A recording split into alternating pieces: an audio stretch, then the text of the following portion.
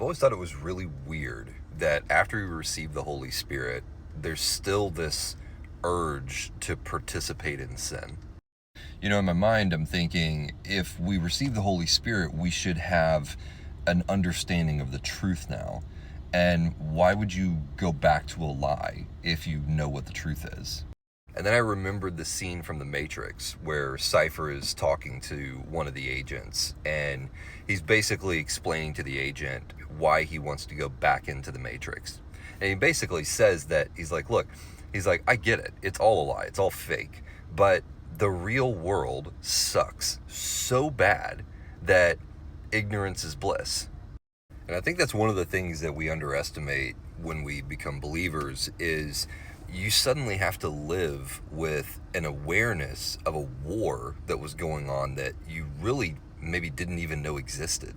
Imagine you were living in a place that, was a relatively nice place. Things are going well. You've got a good job. You're making money, all of these things, right? Life in general is okay, right?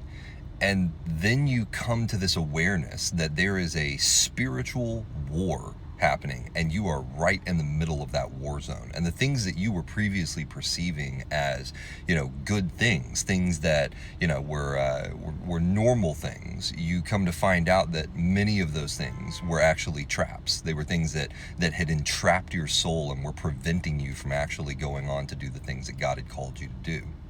That, I think, is one of the subtle difficulties that we don't often register as believers, is how our whole entire lives are recontextualized in ways that you don't expect. And so what happens as a result? Well, as a result, kind of like Cypher, I think we come to these places, these points where we're like, the truth sucks.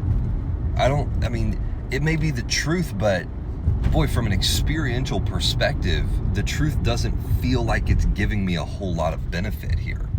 Because many of God's truths are truths that we won't experience the full benefit of until we're done in this time, in this life.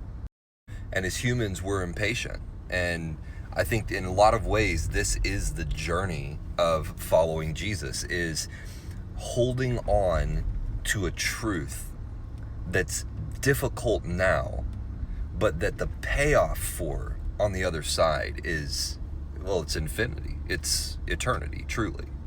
I think that's why Paul said, when I compare the glory of what is to come with this temporary and present suffering that we're enduring now, it's incomparable. You can't compare it.